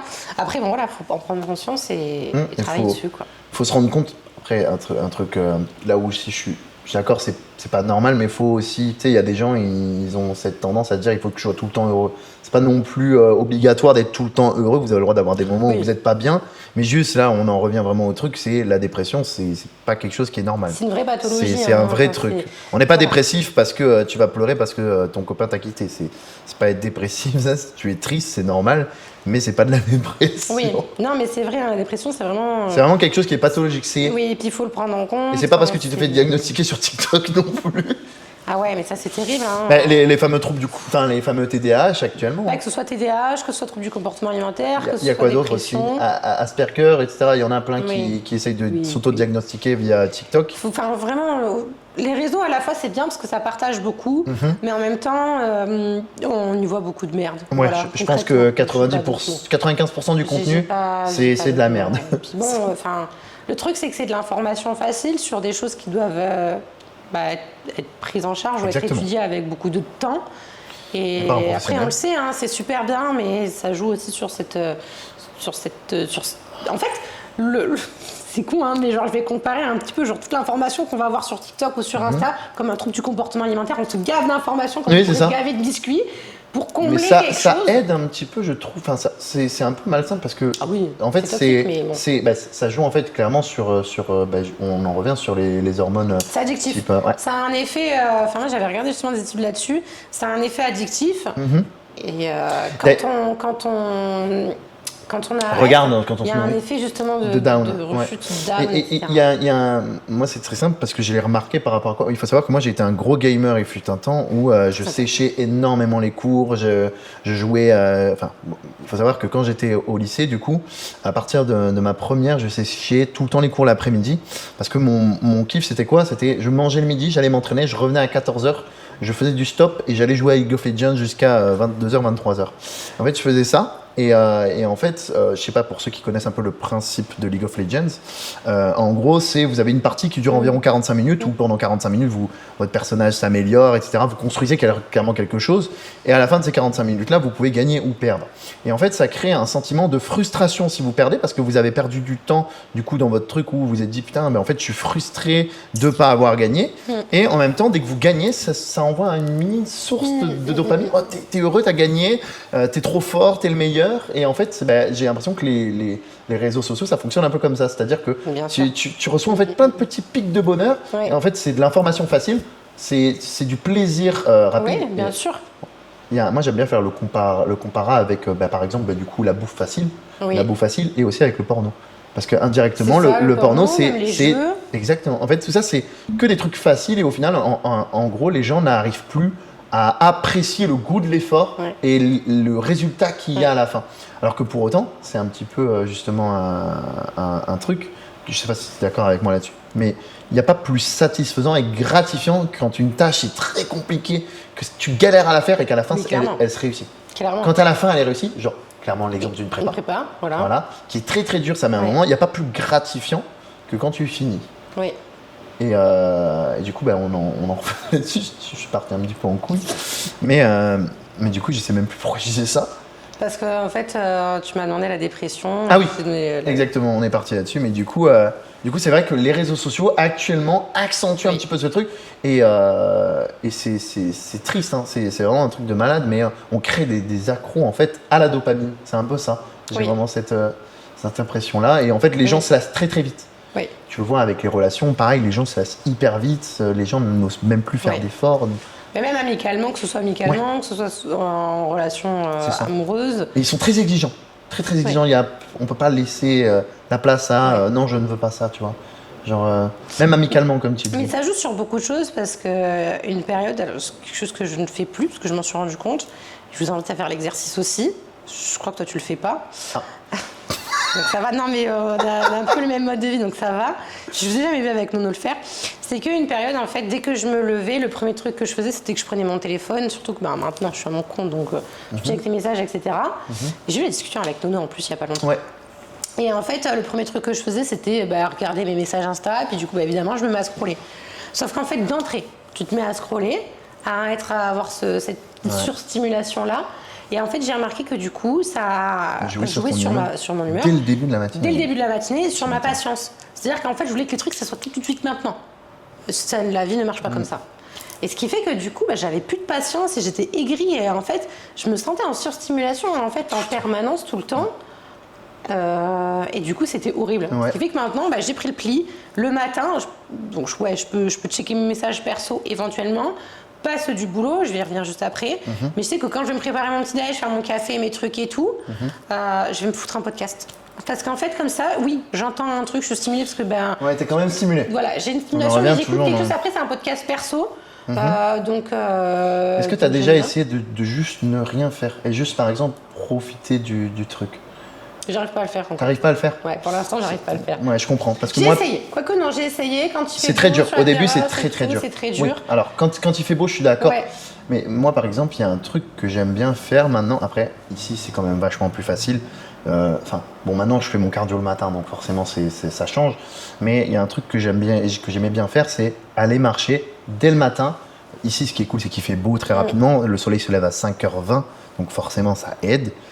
Mais quand il est 6h du matin, tu vas marcher direct dans les rizières, etc. C'est vachement, en fait, ça te permet, et indirectement, on en revient à ce truc-là, c'est que ce genre de choses, les réseaux sociaux, les trucs comme ça, les messages, les gens les likes un petit peu, parce que rien que les likes, c'est une couleur rouge, etc. C'est cool, ça. Rien que ça stimule votre cerveau, faut se le dire. Hein. Il y a vraiment plein de choses qui stimulent votre. Voilà, tout est fait pour. Faut pas croire que Instagram n'est pas fait pour vous faire gagner votre vie ou quoi que ce soit. De base, c'est vraiment pour vous faire rester sur la plateforme. Vous êtes sur une plateforme qui vous prend votre temps. Hein. C'est juste le truc, votre truc le plus précieux quand même. Et il faut se rendre compte quand même que ces trucs-là, ils sont faits pour vous faire rester. Et vous, à partir du moment où on en revient justement à ce qu'elle disait, à partir du moment où vous rentrez dans ce jeu-là, en fait, vous déréglez pas mal d'hormones. Voilà, vous venez dès le matin, en fait, il faut se dire que le cortisol, il est très très haut. le plus important, c'est de venir l'abaisser. Donc, si vous voulez stimuler encore justement tout ce qui est adrénaline, noradrénaline, dopamine, etc., dès le matin, comme elle dit, vous allez être impatient, le cortisol va jamais descendre, vous allez jamais en fait prendre votre pli, et au-delà de ça, en fait, vous allez être frustré lorsque vous allez arrêter, et en fait, tout le monde va vous saouler. Tout le monde va vous saouler. Et en fait, c'est vraiment dommage. Et c'est là où justement, moi, je trouve déjà, le matin, il faut se lever d'un coup. Il y a énormément de gens, tu sais, qui se lèvent le matin et qui, ouais, non, encore un petit peu, rien que ça. En fait, vous vous mettez dans une mauvaise routine. Et tu sais, moi, je suis pas trop morning routine de base, mais je trouve que justement, quand même avoir ces petites habitudes, c'est quand même important. Vous n'êtes pas obligé de venir vous lever face au soleil, de prier Bouddha, etc. Non, ça n'est pas obligatoire. Mais vous pouvez justement faire comme Mathilde a fait, vous posez avec votre café, même si bon, le café, c'est pas le meilleur truc le matin. Il y en a plein qui le diront, mais ça, on s'en fout. Je te dis n'importe quoi parce que de toute façon, en fait, oui, je me lève, je fais toujours rien la première demi-heure parce que je me lève, je vais marcher avec Kilou. Voilà. Donc, ça c'est un très bon truc. En fait, dans tous les cas, oui, je suis pas voilà, sur puis en mon plus, téléphone. Elle prend du plaisir, elle avec sa chienne, c'est très bien. C'est un gamin. Donc, rien que ça, le fait que tu ailles sortir avec ton chien, etc., que tu prennes le temps pour toi, en fait, c'est important. Mine de rien, dans une journée, on a que de 24 heures. Si vous passez 1h30 à scroll, déjà en plus, ça, sur le moment où vous allez kiffer, mais ensuite, quand vous allez arrêter, vous allez vous dire putain, j'ai perdu 1h30. C'est frustrant. J'ai perdu 1h30, c'est hyper frustrant. Et en fait, indirectement, ça va impacter toute ta journée. Je sais pas toi. Moi, ça m'est déjà arrivé. Bon, les gars, on se sait, on fait tout ça. Quand on va aux toilettes, on prend tous notre téléphone. Mais vraiment. Moi, maintenant, je me dis, à chaque fois que je vais aux chiottes, j'essaye de pas le prendre parce que je sais que je vais y passer du temps. Et Dieu sait que je suis en prise de masque, que je vais souvent aux toilettes. du coup, on perd énormément de temps, déjà de 1. Et en plus, en fait, après, t'es là, en fait, tu te dis, putain, j'ai perdu tellement de temps sur mon téléphone pour rien. Des fois, tu peux même potentiellement répondre à des clients, mais ça va durer quoi 20 minutes. Il faut savoir que des fois, nous les gars, on sait très bien. Thomas, toi-même, tu sais, rester 1 heure aux toilettes, le dada quand tu m'envoies plein de réels, enfoiré. On connaît. Et le truc, du coup, c'est que en fait, tu perds du temps pour rien. Oui. Et en plus, du coup, t'es frustré de te dire j'ai perdu ce temps-là, et derrière, pour réussir à récupérer ton rythme, c'est impossible. Oui, puis en plus, en soi, là, on en parle pour le matin, en termes de l'humeur que ça peut générer le matin. Moi, c'est quelque chose que je travaille énormément avec mes clientes, mais sur le soir. C'est vrai. Parce que le soir, on se rend pas. En fait, il y a des hormones qui sont dans nos yeux et des capteurs qui sont dans nos yeux. J'allais en revenir justement après, c'est parce que. Si je te laisse continuer, je te dirai un truc parce que j'ai lu un truc il y a pas longtemps là-dessus. Ok. En fait, c'est justement, il y a des capteurs dans nos yeux qui vont capter la lumière qu'il y a dans notre espace, dans notre environnement. Et en fait, elle va capter que ce soit une lumière de nos téléphones, l'ordinateur, de la télé ou une lumière de la maison. Tout ce qui est blanc, lumière vive, etc. En gros, vulgairement, ça va envoyer un message au cerveau pour lui dire ok, lumière vive, là, faut être actif, c'est la journée. Il ne veut pas se dire, c'est 23h, il s'en fout. Lumière vive, on se réveille. Si on envoie à notre cerveau, c'est pour ça qu'on parle de lumière jaune, de lumière rouge le soir, apaisante, etc. Et ça marche pour de vrai. Ça va apaiser le cerveau, la lumière du feu, etc. Parce que juste d'un point de vue primaire, le cerveau va dire ah ok, lumière du feu, les étoiles, la lune, etc. Sommeil. Donc c'est sécrétion de mélatonine. Vraiment, ça fonctionne vraiment sur cet aspect-là primaire, lumière vive, soleil, jour, on est réveillé, lumière douce, apaisée, tamisée. Nuit, sécrétion de mélatonine, on va dormir. Et c'est vrai que quand on est sur les réseaux, alors déjà, la suractivation des pupilles là, et des doigts là, quand on est en train de scroller, c'est plus la lumière. En fait, c'est un truc justement où je l'ai lu il y a pas longtemps, où en gros, soi-disant, ce serait pas tant les problèmes liés à la lumière bleue, même si je pense que ça doit jouer. Si, ça joue parce qu'il y a une stimulation. En fait, il y a une information qui part au cerveau dans tous les cas. J'avais déjà fait un post là-dessus, parce que je l'avais vu. Ok. Mais il y avait comme quoi, c'était sûrement surtout la surstimulation. Oui, mais parce qu'en fait, maintenant, on scrolle. Avant, il y avait juste le problème d'être la sur télé, le téléphone, etc. avec les télés, etc. Vous savez, s'endormir sur le canapé, avec l'ordi, ou le lit, même le téléphone. Mais c'est vrai qu'avant, il y avait vachement moins le fait de scroller. On scrollait, mais c'était moins violent. Mais non, attends, c'est depuis Instagram. Hein. Et depuis TikTok. TikTok. Depuis TikTok, parce que c'est vraiment ça. Hein. Et c'est là où, justement... c'est du contenu 5 secondes. Et tu regardes d'ailleurs les jeunes, tu regardes la tendance un petit peu, où les jeunes... Tu es jeune. Merci. De rien. Sous le lifting. Mais du coup, tu regardes vraiment les jeunes, en fait, qu'il y a eu une perte de la durée du sommeil, en tout cas de la durée du sommeil profond, juste justement depuis l'avènement des réseaux sociaux, et surtout TikTok. Parce qu'en fait, c'est trop facile. Déjà maintenant, on donne des smartphones hyper rapidement aux jeunes. Hyper rapidement. Oui. Attends, moi, mon premier téléphone, déjà, c'était un truc carré. Je savais à peine écrire dessus. Tellement tu voyais que dalle. C'est les vieux Nokia 3762. Non, moi, c'était un carré. Le truc, c'est ça. Oui, non, le truc, c'était je pouvais le lancer sur quelqu'un, je pouvais le tuer avec, je pense. Tellement le truc était rigide. Ouais, tu vois. Ensuite, j'ai eu un BlackBerry. Ah, le fameux BlackBerry. Flammeux Blackberry. Samsung. Oh non, les trucs qui s'ouvrent là. Ah oui, putain, ça c'était là. Ça à l'époque, c'était. Vraiment les boomers, c'est. Ouais, les gros boomers, c'est exactement ça, tu sais. Donc, putain, on sent la même génération, quand même plus belle la vie, au BlackBerry. Let's go. Et du coup, maintenant, tu regardes, rien que des gamins, ils ont des tablettes à 4, 5 ans. Mais c'est horrible. 4 ans, tu vois, t'as un gosse, et indirectement, c'est la faute des parents aussi, où t'as les parents, mais en fait, parce qu'un gamin ça pleure, parce que c'est chiant, parce que si, mais en fait, pour arrêter justement que ça te casse les couilles, bah tu vas la dire, allez tiens, regarde ta série. Regarde, tiens, sur Netflix, il y a un nouveau dessin animé qui est sorti, tiens, je vais te mettre ça. Oui, il y a ça, et puis en fait, moi je le vois parce que justement, il y a ma nièce qui est bébé, et je le vois parce que justement, sa mère, elle évite tout ce qui est écran, etc. Et du coup, c'est vrai que chaque fois que je suis avec elle, qu'on va en ville ou dans les magasins pour enfants, enfin peu importe, je me rends compte que c'est pas que le fait. Alors oui, il y a ça, les parents et tout qui veulent être tranquilles, mais aujourd'hui, de facto, quand on va quelque part, tout est porté vers les écrans, ce qui fait que, en fait, elle est toujours. Il cherche en fait quelque chose de lumineux, de stimulant, etc. Ok, je vois. Et du coup, en fait, elle se tourne toujours vers les écrans. Et même pour les enfants, il y a des trucs interactifs avec des écrans et tout. Et je sais qu'elle pète un plomb parce qu'elle est là, putain, mais j'ai pas envie qu'elle soit avec les écrans. On peut pas foutre des jouets, des vrais jouets, et pas des trucs interactifs sur les écrans, tu vois. Nous, rien que maintenant, pour commander, c'est. Le truc interactif, c'était Adibou sur l'ordi qui était carré comme ça. C'est bon, là, t'as dit la définition du boomer, t'as dit Adibou. Adibou. Adibou, putain, mais oui, Adibou. Mais c'est vrai, et puis bon, tu jouais ça, je jouais à ça tard, quoi. Donc, c'est vrai si que. tu me dis que tu regardais les Totally Spies, alors là, c'est bon, c'est. J'ai changé la sonnerie de mon téléphone, mais avant, c'était le. Voilà. Moi aussi. Je vous appelle par le whoop. Arrêtez, on a tous regardé les gars les Totally Spies. Franchement, c'est trop bien. Ouais, vraiment, c'était génial. Team Moi, Clover. j'adorais.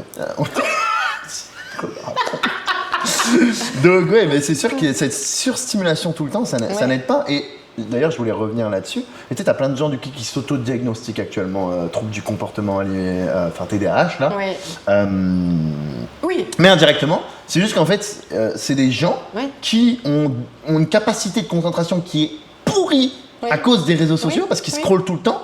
Oui. Et c'est pas un TDAH, enfin, en tout cas, ils se sont développés ou c'est juste, en fait, c'est des gens qui ont des troubles de l'attention. Un trouble de l'attention, mais parce que c'est quelque chose qu'on ne travaille pas. Voilà, c'est exactement ça. Un TDAH, mais moi, ceux qui l'ont ou les parents en question qui vont écouter, qui vont voir, ils vont savoir qu'il y a une différence. Moi, personnellement, il faut savoir que attention parce qu'ils scrollent.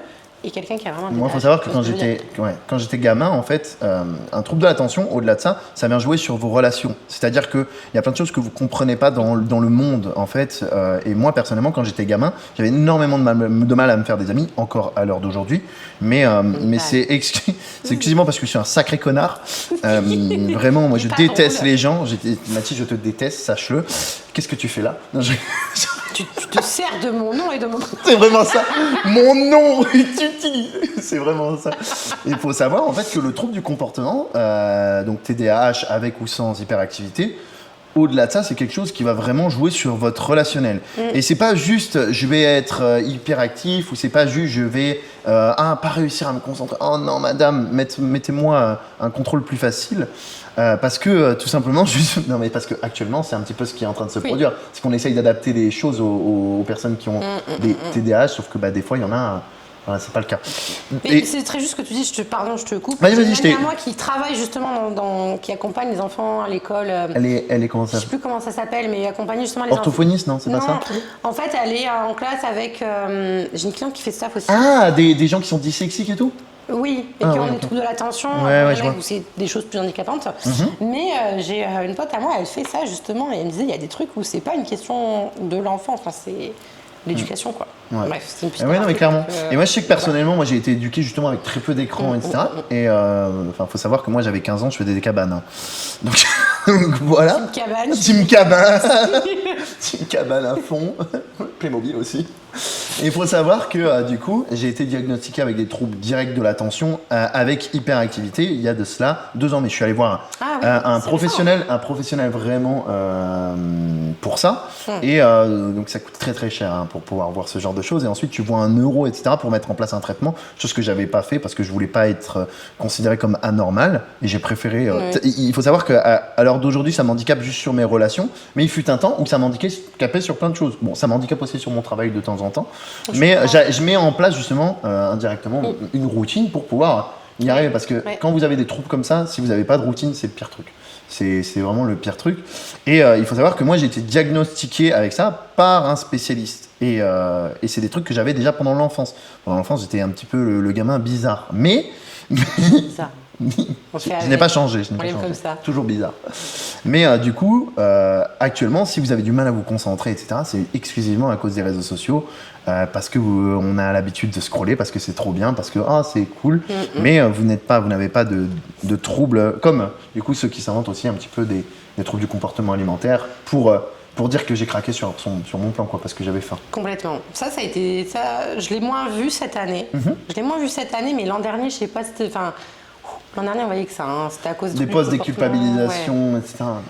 C'est bien, ça déculpabilise, mais le truc, ça ne fait pas travailler le fond du problème. C'est comme tout, il faut toujours un juste milieu. Faut de la ça ne justesse. fait pas travailler le fond du milieu. Et quand justement, moi par exemple, en tant que coach, ça m'emmerde profondément. Parce que, non mais c'est vrai, parce que quand tu travailles justement avec des personnes qui ont réellement un trouble du comportement, avec qui on travaille, etc., c'est pas cool, en fait, ce genre de poste. Parce que ça aide pas à travailler sur le fond du problème. Mais comme l'inverse, hein. Comme l'inverse, c'est les gens qui disent que ça n'existe pas. Ouais, bien sûr. Bien sûr. Il faut être dans la justesse, c'est tout. C'est hyper culpabilisant pour les gens, ça aide pas à travailler sur le problème. Non. Donc voilà pour cette aparté. Oui. J'allais continuer sur le truc, mais je me suis dit, on va peut-être pas parler de TCA tout le long du truc. Non, effectivement, c'est un autre sujet. J'ai déjà fait un live à ce sujet d'ailleurs. Bah voilà, sur ton compte. C'est super, sur mon compte, ouais. Ah bah excellent, voilà. Au moins vous... Avec la thérapeute en question avec qui je travaille, qui est spécialisée là-dedans. Excellent. Donc je vous invite à aller voir et on en a d'autres justement sur ce thème-là. Donc je pense que ça peut aider plusieurs personnes. Donc parfait. Du coup voilà, mon histoire n'intéresse pas Tintin parce qu'il fait que m'interrompre, j'ai pas pu finir. Je suis désolé. C'est vrai que je t'ai coupé une trentaine de fois au moins. Non mais tout est intéressant. Non mais je sais plus où j'en étais. Mais du coup tu parlais de ta prépa, de que tu avais fait ton burn-out, etc. De ma reconversion, parce qu'il m'a demandé genre comment j'en suis venue à être coach, mais on n'a pas fini. Exactement. Je t'embête. On est conçu au premier point. C'est parfait. Les TDAH sur un podcast. Non mais du coup voilà, juste après mon burn-out, justement Anton m'avait dit de me placer dans le coaching. Et du coup c'est là où j'ai commencé les formations. Pour faire du coaching. T'as fait quoi comme truc du coup? Alors, il avait Bayesian, donc j'ai regardé Bayesian, il avait d'autres formations. Comment ça s'appelle? J'ai fait la FMCS de Nassim pour commencer. Ok, oui, je vois. J'ai fait Quantum. C'est bien ça ou pas? Oui. Ok. Ça, je sais que ça a été beaucoup critiqué. Ouais. Mais c'est une formation certifiante, je crois pas. Ah non, parce que c'est financé par le CFE, c'est ça? CPF. Mais c'est pas certifiant. Ah oui, c'est financé par le CPF. C'est pas ça. CFE, c'est le truc que je dois payer là. mais URSAF. Non mais je sais pas, je sais que c'était en pourparler pour que justement ça soit certifiant. Si je dis pas de bêtises, je crois que c'est passé certifiant, mais je suis pas sûre. Ouais, ok. Je crois, mais je suis pas sûre du tout. Mais du coup, est-ce que c'est certifiant, même si tu l'as déjà passé, tu vois? Oui, c'est rétroactif. Ok, c'est bien. Mais je suis pas sûre, donc. Non. Mais j'avais fait ça et franchement, ça a été beaucoup critiqué, mais honnêtement, elle est super bien. Au bout d'un moment, elle est très complète. Et elle est pas chère. Elle est pas chère. Et justement, Anto l'avait regardé parce que Anto, il a fait STAPS, etc. Du coup, quand je l'ai prise, évidemment, il a regardé le contenu. Elle est hyper complète. Tout ce qui est arthrologie, myologie, tu vois, tout ça, on ne le voit pas forcément sur un BP. C'est sûr, sur un BP, tu fais que de la pratique. Voilà, c'est ça. L'alimentation, c'était hyper complet, etc. Tu prends bien de la merde sur le BP. Ouais, voilà, c'est pour ça que je voulais pas faire le BP, parce que j'aurais pas la patience. Et sur la partie training, c'était hyper intéressant, parce qu'on apprenait vraiment le fonctionnement des muscles. Et contrairement à d'autres formations, ce que j'ai apprécié avec la formation de Nassim, du moins, c'est que ça ne t'apprenait pas à faire un programme type. c'est qu'en fait, on t'apprenait tout le fonctionnement d'articulation, musculaire, etc. C'est cool. On donnait un contexte, un cas, et sur les examens, il fallait proposer, genre, en fonction du contexte, du matériel de la personne et de ses Donc, t'avais des objectifs. cas concrets, quoi. Un training, voilà, tu avais un cas concret. C'est Il cool, n'y avait ça. pas de juste ou de mauvais, il fallait juste expliquer pourquoi tu avais mis ça, expliquer ta logique. Et j'ai trouvé ça super bien parce qu'en fait, outre les connaissances que ça a apporté, ça, surtout quand on débute, alors c'est quand même difficile au début, parce que tu n'as pas forcément la logique, mais au contraire, je trouve ça super bien parce que ça t'apprend à réfléchir et à construire un plan d'entraînement. Et indirectement, c'est ce qu'on nous demande quand on est coach. C'est ça, et ça t'apprend à faire un plan d'entraînement logique et de savoir le justifier auprès de ton client, pourquoi tu as mis ça, pourquoi tu as mis ça. Et pas il faut faire du full body parce que, il faut mettre les exercices dans cet ordre-là parce que.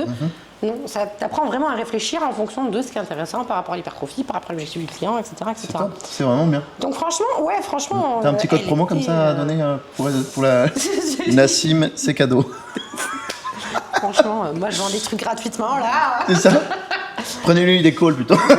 Prenez-le en coaching. Non mais vraiment, elle est super bien quoi. Faut dire ce qui est. Non mais c'est cool, c'est cool. Donc, Et en plus du coup c'est vraiment pas très très cher. C'est sur combien de temps par contre 3 mois?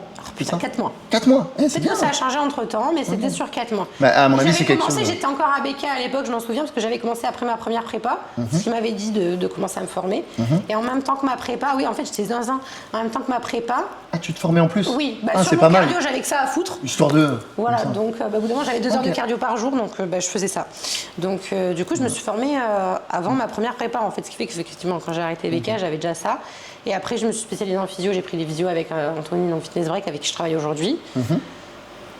Pour me spécialiser sur tout ce qui était santé, etc. Puisque même dans mon cas, en fait, je m'étais rendu compte que même en tant que femme, sur la digestion, etc., même avec mon burn-out, le problème de thyroïde et tout, que je voulais vraiment en fait, savoir prendre en charge tout ça de A à Z, puisque je trouvais que c'était pas justement assez pris en charge de manière générale par les coachs. Ouais. Donc, c'est vrai, du coup tu t'es spécialisé et ce qui est bien parce qu'actuellement ça te permet d'en vivre Oui, plutôt bien. complètement.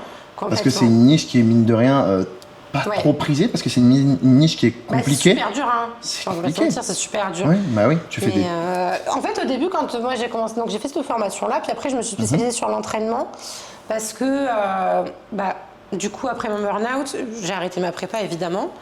Et dans ma vie de tous les jours, je me suis rendu compte que c'était pas possible pour moi d'être une bikini. Ouais. Parce que même à l'année, en fait, pour que moi je reste en bikini, pour avoir une idée, je faisais 3 trainings enfin, je m'entraînais un jour sur 2, je faisais que les fessiers, je faisais pas le reste du corps.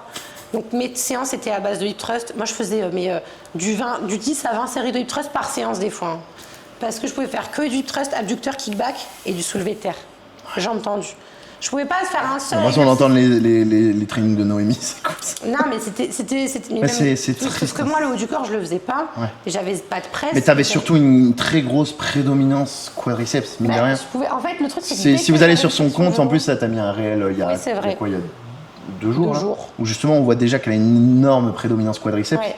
En fait, c'est. En fait, dès que j'avais une flexion de genou, même des fentes bulgares ou même un simple RDL, en fait, dès qu'il y a la moindre flexion de genou, je suis capable de tétaniser des quads dès que le truc. Non, mais c'est un enfer! C'est génial. Donc, après, maintenant, ça me pose plus de problème de changer de caté, mais du coup, on s'est dit que dans ma vie de tous les jours, c'était plus pratique si je passais en wellness, parce que mon corps, en fait. Avait besoin de Avait manger. Et puis besoin, la preuve en est, quand t'as commencé à remanger derrière, bah en fait t'as explosé. Dès que j'ai commencé à manger, à faire des Et à vrais t'entraîner, trainings, ouais. du coup, même avec ne serait-ce que de la presse en plus, Voilà. des fentes bulgares, hein, juste ça, mes trainings étaient beaucoup plus complets. En fait, j'ai explosé parce que mon corps en fait demandait ça, et même dans la vie de tous les jours, j'étais beaucoup mieux parce que je pouvais manger normalement. Parce que franchement, manger à l'année tout en s'entraînant et en faisant du cardio, des pas et tout, entre 1300 et 1400, ce qui fait que du coup mes prépas, je descendais très bas. Ouais. J'en avais discuté avec Alison Testu une époque, parce que on s'entend très bien, c'est une bonne amie à moi. On en avait discuté parce qu'elle elle a été très limitée pendant très longtemps, même actuellement sur ses trainings, parce que sinon elle prend de la masse musculaire. Et en fait, on discutait et elle me disait, mais le truc c'est qu'en fait, si tu gagnes, c'est une chose. Le truc, c'est que moi, je perdais, en fait. Je perdais sur toutes même mes transitions. Il y avait les quads qui dégueulaient de chaque côté. Ouais. Et le truc, c'est que du coup, mine de rien, quand on fait pas d'exercice polyarticulaire et qu'on fait que de l'isolation, la progression musculaire est quand même limitée, on va pas se mentir.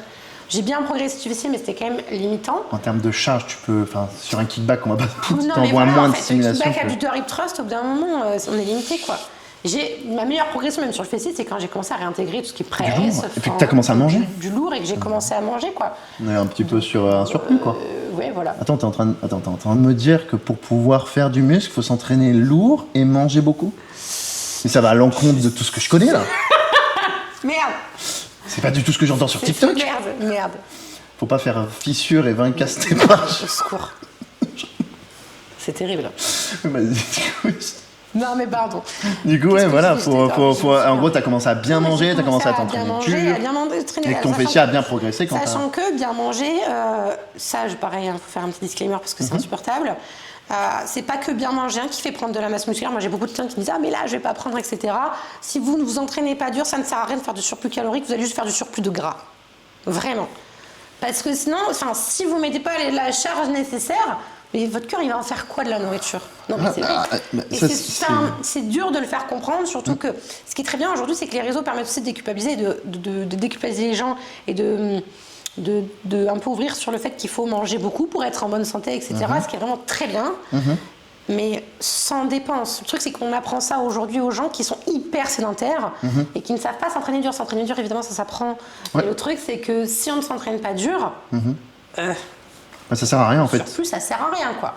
Et 1800, ça peut être un maintien ou juste suffire à faire une prise de masse. Enfin, moi, je suis pas montée à 3500 cal pour faire ma prise de masse. Moi, j'étais sur du 2005-2008, ça suffit très largement. Parce que tu fais partie aussi de ces gens-là qui font du muscle. Du muscle très facilement.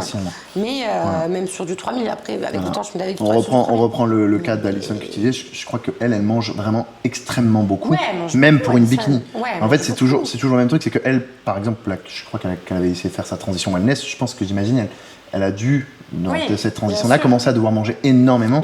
Et c'est là où justement on en revient à. C'est un truc que j'aime bien dire, c'est n'essayez pas d'aller vers une catégorie qui ne vous définit pas. En fait, très souvent, on a des personnes, voilà, moi-même, je me suis déjà posé des questions pour moi, et même au-delà de ça, j'ai certains clients qui viennent me voir, parce que moi c'est vraiment ce que j'aime, c'est la prépa. J'ai certains clients qui viennent me voir pour une catégorie spécifique et qui des fois sont un petit peu déçus quand je leur donne mon avis vis-à-vis de cette catégorie-là, que ça ne leur va pas. Il y a énormément de personnes, par exemple, actuellement c'est la hype des classiques, donc forcément tout le monde veut être classique. Sauf que t'as des gens, ils n'ont pas la génétique au niveau des cuisses, et malheureusement, t'auras beau essayer de faire tous les trainings faisables pour pouvoir avoir la génétique au niveau des cuisses, tu seras toujours moins beau qu'un mec. Alors oui, peut-être que tu feras des beaux plateaux sur des régionaux, etc. C'est cool. Peut-être que en plus, du coup, quand on parle en plus de chimie, t'as certains gars, faut se rendre compte que quand tu veux être un classique, faut quand même envoyer des produits, quoi. Mais t'as des gens qui réagissent beaucoup mieux que toi. Et du coup, peut-être qu'il faudra envoyer beaucoup plus pour au final avoir moins de résultats qu'eux. Donc au final, toujours essayer d'aller, je pense, vers la catégorie qui est la plus intéressante pour toi. Et si un jour tu t'en fous, tu veux faire une transition, etc., peut-être changer, comme Mathilde qui a fait du bikini au début, qui s'était dit ok, pour l'instant c'est la catégorie qui me va. Et au final, en fait, elle a essayé de lutter un petit peu contre le truc. Et au final, elle voyait bien que c'était pas fait pour elle. Même dès le début, moi en fait, clairement, j'ai pas choisi la catégorie bikini pour les bonnes raisons, parce que même de base, quand j'avais commencé les cours de posing avec Alison, de base, j'aurais dû monter en wellness IFBB. Ok. Sauf que, coucou les TCA, les traumas, je voulais être maigre une fois dans ma vie. Ouais, donc j'ai perdu du muscle, donc j'avais quand même... j'ai récupéré. J'ai dû perdre du muscle. Bien récupéré. J'ai dû perdre du muscle, j'ai dû perdre de la masse sur les quads pour pouvoir rentrer en bikini. Ouais. Parce que je voulais être une fois dans ma vie maigre, mais je voulais pas me voir mince. Je voulais voir jusqu'où je pouvais aller en termes de maigreur. Alors évidemment, ça je l'ai gardé pour moi, mais j'avais envie d'avoir ce look mince une fois dans ma vie pour voir si ça m'allait. Alors j'étais pas moche, en bikini, c'est pas le problème. Mais c'est pas du tout fait pour moi, parce que j'ai dû perdre du muscle, c'est horrible. Tu n'aurais jamais réellement gagné. Enfin, t'aurais jamais gagné. J'aurais jamais gagné, en fait. Ça aurait été hyper frustrant. Ça aurait été hyper frustrant. C'est pour ça qu'Alison, elle me disait, tu gagnerais en bikini en faisant tous ces sacrifices comme moi. C'est une chose, tu peux y réfléchir. Mais là, faire tous ces sacrifices pour en plus de ça perdre, flemme, quoi. Ouais, c'est chiant. Donc, du coup, c'est pour ça que j'ai effectivement fait ma transition, parce qu'au bout d'un moment, juste pour le plaisir. Puis après, il faut aussi savoir pourquoi on fait les choses. Moi, c'est comme toi. J'adore m'entraîner et j'ai commencé la musculation pas pour faire du body, juste parce que je kiffe m'entraîner. Qu'à ce moment-là, c'était la pratique qui était la plus pratique pour moi au vu de mes horaires de travail. La salle, elle est plus ou moins toujours ouverte. Si tu veux faire des cours de X choses, tu peux pas faire comme tu veux selon les horaires que tu as. Et la salle de sport était juste à côté de mon taf. Donc c'était pratique pour moi et j'ai commencé pour ça, pour prendre du muscle, etc. Parce que de base, j'ai des fessiers plats, mais je crois que aussi plats que je ne sais pas quoi. Vraiment, c'était crêpe. Mais du coup, ça m'a permis justement de me construire. Je l'ai fait pour ça. Et puis après, je me suis dit, bon, vas-y, pourquoi pas. Mais retrouver le plaisir à l'entraînement, c'était quelque chose aussi de nouveau, et d'énergie en fait. Et là, tu te dis, finalement, j'ai fait le bon choix. Oui, je comprends. C'est vrai que ça, c'est mine de rien, les nanas, vous êtes quand même très limités à ce niveau-là. Même les nanas, du coup, qui font aussi wellness. Hein. Rien que le haut du corps, c'est pas un groupement musculaire que tu vois. Tout le haut du corps, hein, épaules, dos, pec, déjà, ça tu évites complètement. Et du coup, en fait, au final, tu vas être très, très, très limité. Il y a éventuellement un petit peu les figures qui vont faire, et tout ce qui va être sous les women, etc. Oui, puis ça dépend de ta gène, ça dépend de ta génétique et de ce que tu as ta génétique. Hein. Mais on en revient un petit peu à ce que je disais, c'est que pour moi, il ne faut pas se forcer à aller vers une... Enfin, même s'il y a une catégorie, tu te dis, oh, j'aime trop cette catégorie-là, mais indirectement, lutter contre ça, déjà, tu vas prendre beaucoup moins de plaisir. Oui. Et moi, j'ai des clientes qui veulent faire wellness. J'ai beau leur dire que voilà, faut avoir la génétique. Il faut avoir la génétique aussi bien qu'il faut avoir la génétique pour faire bikini, parce que bikini, on dit que c'est le plus facile, c'est super dur en réalité. Mais tu vas te faire dépoper, il y a tellement... Il faut avoir la structure pour faire bikini, comme tu vas avoir la structure pour faire wellness, et puis pour porter de la même manière, il faut avoir la structure pour faire classique, comme pour tout, en fait. C'est ça, c'est un mec qui est déjà très très... Moi j'ai des gars par exemple, ils sont très très lourds et très petits. Mec, vas-y pour rentrer dans le poids de ta catégorie, quoi. Enfin, c'est dur, quoi, parce que voilà, faut faire un certain poids pour un certain truc. Moi, il faut savoir que la dernière fois que je suis monté sur scène, j'avais encore 5-6 kilos de mon wake up. Je manquais peut-être un tout petit peu de condition, mais 5-6 kilos, c'est énorme. C'est énorme, hein, de muscles. Et de muscles, oui, on parle bien de muscles, pas de gras.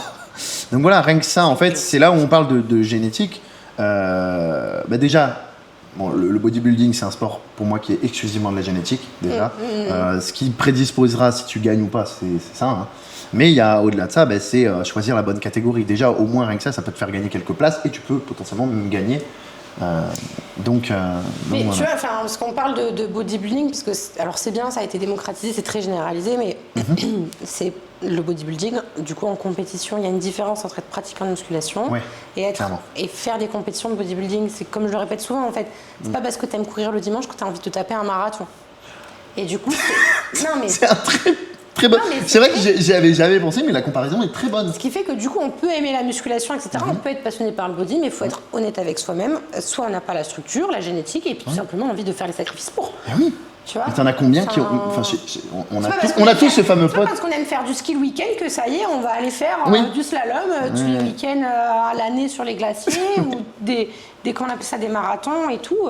On a tous ce fameux pote, je sais pas si c'est pas toi, mais on a tous ce fameux pote qui est à la salle de sport, qui a un physique de zinzin, mais qui veut pas faire de compétition. Bah oui. On l'a tous ce gars-là, hein. Et puis il veut pas faire de compétition parce que c'est une vie de merde. Hein. Franchement, le bodybuilding, c'est une vie de merde. Hein. On va pas se mentir. Ouais. Alors, c'est un très beau sport avec plein de belles valeurs. Il y a des très belles personnes dedans, comme des gros enculés. Mais j'ai tiqué un peu, là, ça va, t'as dit la suite, donc c'est bon. Parfait, c'est nickel. Il y a des très belles personnes comme des personnes qui sont moins bonnes. Mais néanmoins, par contre, c'est un sport qui est très demandant parce que je pense que c'est, et là tu seras d'accord avec moi, le seul sport, si tu veux réellement réussir, que tu dois faire à l'année. C'est à l'année, c'est dans l'assiette, c'est dans les trainings. Si t'as pas envie, il faut quand même y aller. T'es fatigué, il faut quand même aller s'entraîner. C'est ça, hein, le cardio. Le cardio, voilà. Le matin, quand on se lève à 6h au cardio, la tête au réveil. Là, ce matin, on s'est regardé, on avait pris un Nurofen nuit, un Nurofen jour, on avait un œil fermé, un œil ouvert.